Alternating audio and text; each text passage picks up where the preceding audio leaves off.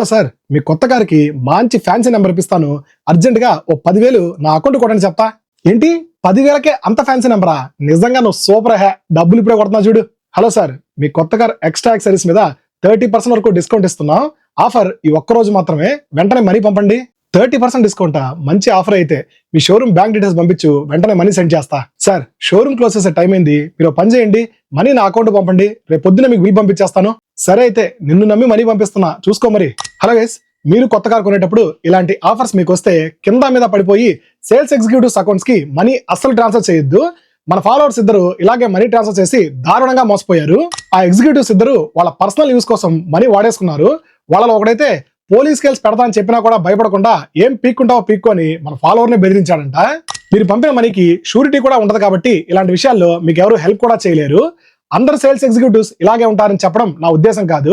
ఇలాంటి ఫ్రాడ్ గాళ్ళు కూడా ఉంటారని చెప్పడం నా ముఖ్య ఉద్దేశం.